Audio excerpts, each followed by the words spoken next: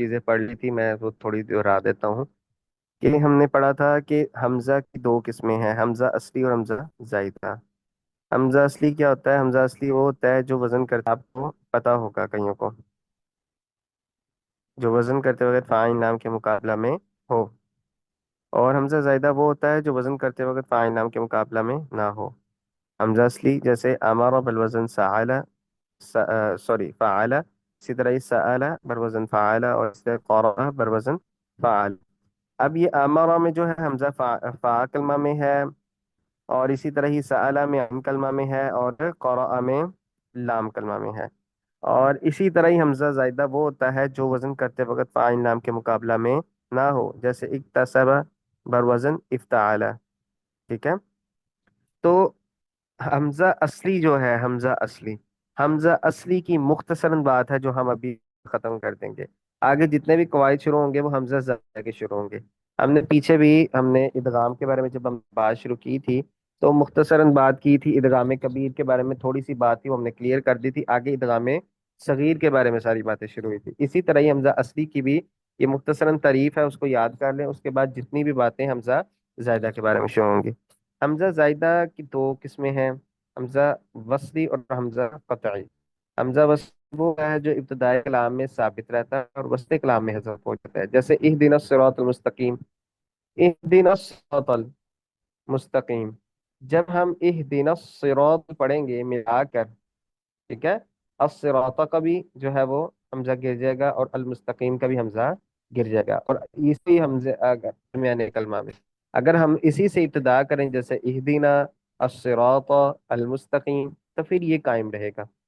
تو حمزہ وصلی کون سا ہوتا ہے؟ جو ابتدائی کلام میں ثابت رہتا ہے اور وسط کلام میں حذف ہوتا ہے۔ اور حمزہ قطعی وہ ہوتا ہے جو ابتدائی کلام اور وسط کلام دونوں میں ثابت رہتا ہے، حذف نہیں ہوتا۔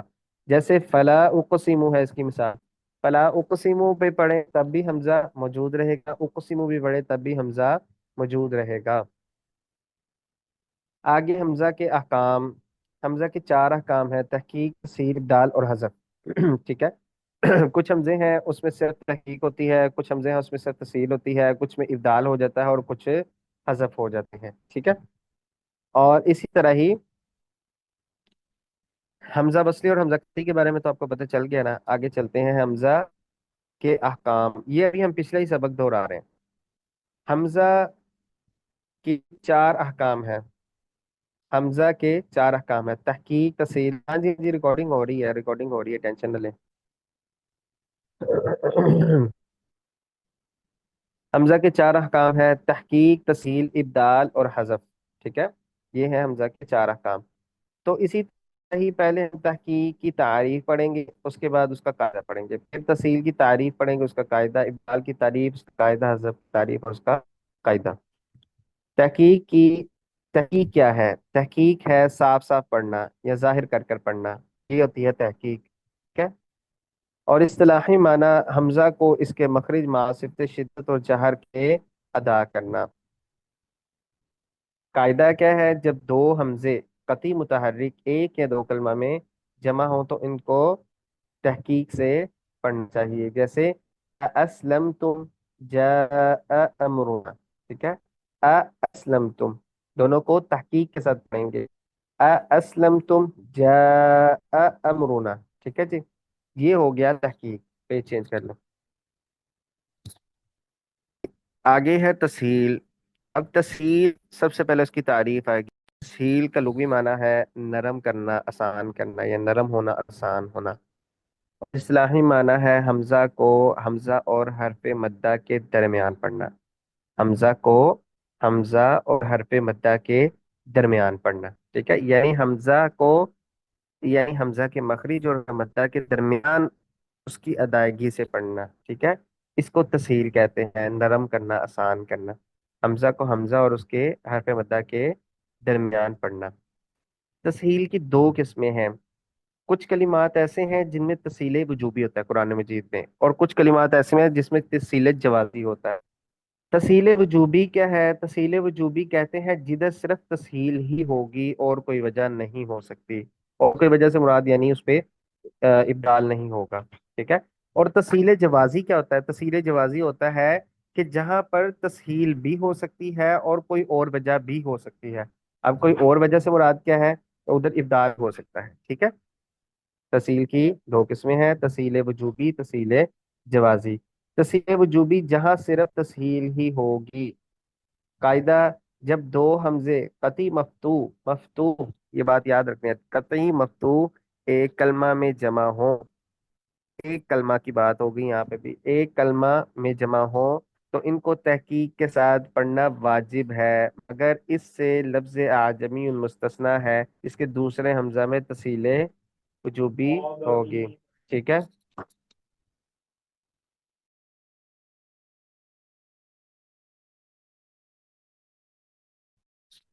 جی سمجھ آئیے. تسہیل وجوبی کا قاعدہ سمجھ آ گیا. تسہیل وجوبی کا قاعدہ ہے: جب دو حمزے قطعی مفتوح ایک کلمہ یا دو کلمہ میں جمع ہو تو ان کو تحقیق کے ساتھ سوری ایک کلمہ میں جمع ہو، دو کلمے نہیں. جب دو حمزے قطعی مفتوح ایک کلمہ میں جمع ہو تو ان کو تحقیق کے ساتھ پڑھنا واجب ہے. اچھا ادھر میں بات یہی ہے کہ قاعدہ ٹھیک ہے، جب دو حمزے قطعی مفتوح ایک کلمہ میں جمع ہو تو ان کو تحقیق سے پڑھنا واجب ہے. یہ کس کا قاعدہ ہے؟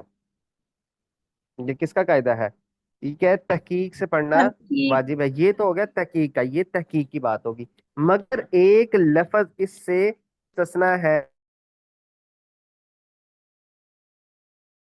نیٹ چلا گیا تھا، باہر تھا. اچھا میں بات کر رہا تھا کہ ہم نے نا ابھی پڑھا ہے، ادھر آنا چاہیے تھا اصل میں تسہیل وجوبی کا قاعدہ آ جانا چاہیے تھا. ٹھیک ہے. لیکن انہوں نے مستثنیات کے طور پر بیان کر دیا کہ اس میں صرف تسہیل وجوبی ہوگی، کیونکہ یہ ایک ہی کلمہ ہے جدھر نا تسہیل وجوبی ہوتی ہے پورے قرآن مجید میں. ٹھیک ہے. اس کے علاوہ تسہیل جوازی وغیرہ ہوتے ہیں. ٹھیک ہے. اچھا ٹھیک ہے. کہ جب دو حمزے قطعی مفتوح ایک کلمہ، ہم نے پیچھے بات پڑھی ہے نا، میں وہ بات بتانے لگا ہوں کہ ہم نے بات پڑھی ہے قطعی، ہم نے متحرک پڑھا، قطعی متحرک کے کلمہ دو کلمہ میں جمع ہو تو ان کو تحقیق کے ساتھ پڑھنا واجب ہے. ٹھیک ہے. اس کو تحقیق کے ساتھ پڑھیں گے. تو ادھر بھی یہی بات ہو رہی ہے. اب ایک کلمہ میں آ گیا یا دو کلمہ میں آ گیا تو اعجمی ایک کلمہ میں آ گیا اور مفتوح آ گئے دونوں. متحرک ادھر پڑھا نا ہم نے متحرک ہو تو دونوں مفتوح آ گئے. تو پھر اس میں تحقیق کیوں نہیں ہو رہی؟ ٹھیک ہے. یہ ایک کلمہ جو ہے یہ مستثنی ہے. ٹھیک ہے. یہ بات آپ نے یاد رکھیں. پورے قرآن مجید میں یہ ایک ہی کلمہ ہے مستثنی جس پہ تسہیل وجوبی ہو رہی ہے. ٹھیک ہے. لفظ اعجمی جو ہے اس کے اندر تسہیل وجوبی ہو رہی ہے. یہ کلمہ مستثنی ہے، جبکہ اس کے اوپر قاعدہ بھی لگ رہا ہے اس کا تحقیق کا، لیکن اس میں تسہیل ہوگی اور وہ بھی تسہیل وجوبی ہوگی، جوازی نہیں ہوگی. ٹھیک ہے. جی بات سمجھ آ گئی ہے؟ آگے چلیں. آگے ہے تسہیل جوازی. تسہیل جوازی کیا ہے؟ تسہیل جوازی جہاں تسہیل تسہیل بھی ہو اور کوئی اور وجہ بھی جائز ہو. تسہیل بھی ہو اور کوئی وجہ بھی جائز ہو. اور کوئی وجہ کون سی ہو سکتی ہے؟ اور کوئی وجہ ہو سکتی ہے جیسے ابدال ہو سکتا ہے. ٹھیک ہے. ابدال بھی جائز ہو، یا ایسے کہہ لیں یا تفصیل بھی ہو سکتی ہے اور کوئی اور وجہ بھی ہو سکتی ہے، یا اور وجہ بھی جائز ہے. یہ بھی آپ بات کر سکتے ہیں. ٹھیک ہے. اب قاعدہ کیا ہے؟ اچھا ایک میں بات آپ کو کلیئر کر دوں، بالکل جو ہے نا وہ آسان ترین آپ کے لیے کر دوں گا، کہ تسہیل جوازی اور تسہیل وجوبی، تسہیل جوازی اور تسہیل وجوبی سوری تسہیل جوازی اور ابدال جوازی، ان دونوں کے قواعد سیم ہے. ایک میں تحقیق نہیں ہو سکتی. تحقیق کے دیکھیں نا، ہم تسہیل جوازی پڑھ رہے ہیں نا، تسہیل جوازی کہہ رہے ہیں کہ جہاں کچھ اور بھی وجہ جائز ہوگی. یعنی تسہیل جوازی میں ہم نے تسہیل ابھی پڑھا نا، تسہیل جوازی کیا ہے؟ تسہیل جوازی کی تعریف پڑھی ہے جہاں تسہیل کے ساتھ کوئی کوئی اور اور بھی وجہ وجہ بھی. جائز ہوگی. کوئی اور وجہ کون سی ہو سکتی ہے؟ ابدال ہو سکتا ہے، تحقیق ہو سکتی ہے، عذب ہو سکتا ہے، لیکن قاعدہ لگنے کی بات ہے نا. اب اس میں صرف ابدال کا قاعدہ لگ سکتا ہے تو پھر ابدال بھی جائز ہے. آپ ایسے بھی کہہ سکتے ہیں کہ تسہیل کے علاوہ اور کوئی وجہ جائز ہے، وہ کون سی؟ ابدال بھی جائز ہو سکتا ہے. اب میں آپ کو ایک بات بتا رہا تھا کہ تسہیل جوازی اور ابدال جوازی ان کا ایک جیسا قاعدہ ہے، بالکل سیم قاعدہ. ٹھیک ہے.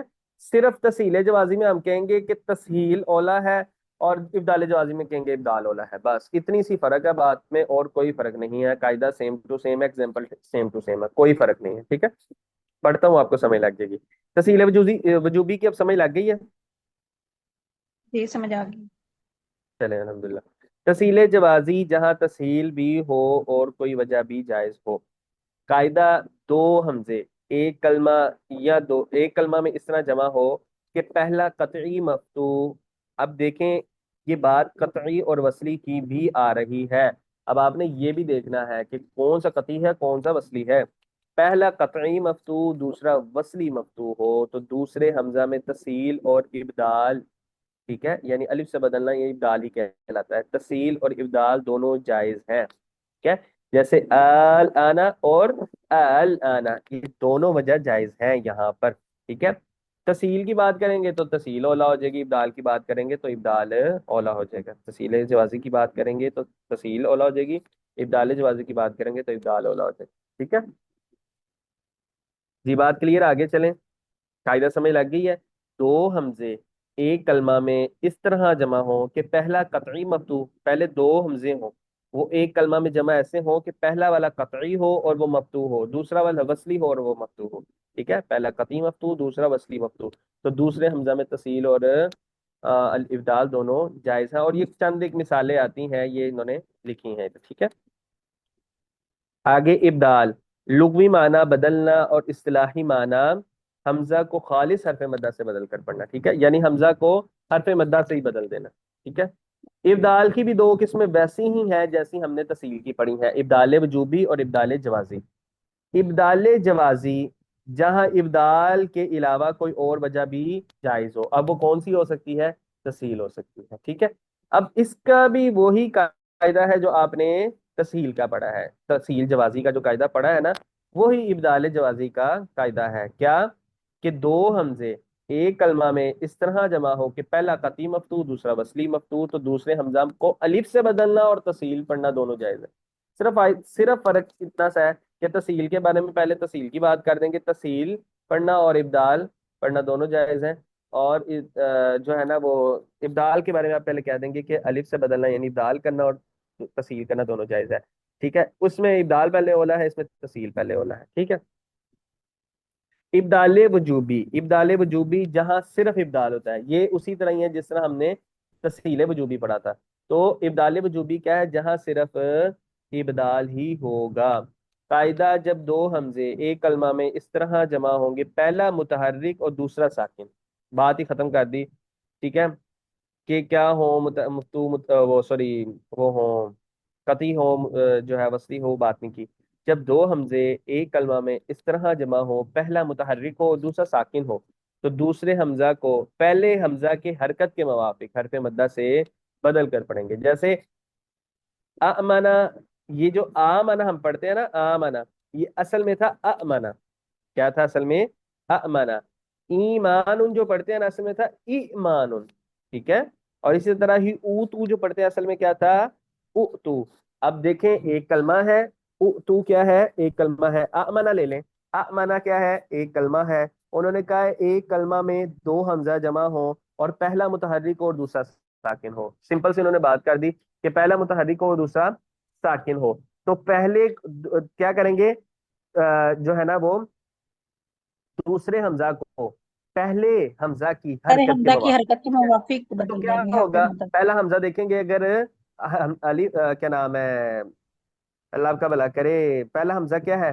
اگر مفتوح ہے تو اس کے حرکت کے متحرک ہے. موافق الف مدہ سے بدلیں گے، اور زیر ہے تو یا مدہ سے بدلیں گے، پیش ہے تو واو مدہ سے جی بدلیں گے. واؤ تو سے. یہ ابدال وجوبی کا قاعدہ ہے جی. اوکے ہے جی، جی وہ تک ہے جی، اور پڑھا دوں؟ تو سر جی ختم یہ کر دو لیں؟ پیرے رہ گئے ختم ہو رہے ہیں. Wait wait. جی ٹھیک ہے، میں پڑھا دیتا ہوں، مشکل نہیں ہے. اچھا، نوٹ حمزہ منفردہ ساکنہ. اچھا یہ نا ایک الگ سے بات ہے، انہوں نے نوٹ میں شامل کر دیا ہے. اگر حمزہ ساکنہ منفردہ، اس کو حمزہ منفردہ ساکنہ کہتے ہیں. حمزہ منفردہ ساکنہ کلمہ کے شروع میں ہو تو اس کو پڑھنے کے لیے حمزہ وصلی شروع میں لایا جائے گا. کیا لایا جائے گا؟ حمزہ وصلی شروع میں لایا جائے گا. اور اس حمزہ ساکن کا ما قبل کی حرکت کے مطابق حرف مدہ سے ابدال کر دیا جائے گا. جیسے فی السماء تونی ہے نا، فی السماوات تونی پڑھتے ہیں. ٹھیک، تو اگر ہم نے ای تونی سے ابتدا کرنی ہے، کیا کرنی ہے؟ ای تو ای تونی سے ابتدا کرنی ہے نا. تو اب شروع میں یہ جو حمزہ آ رہا ہے نا، یہ منفردہ ساکنہ آ رہا ہے. ٹھیک ہے، یہ الگ ہے اور یہ ساکن بھی ہے. اس کو پڑھنے کا اب انہوں نے طریقہ بتایا ہے کہ کیا کریں گے.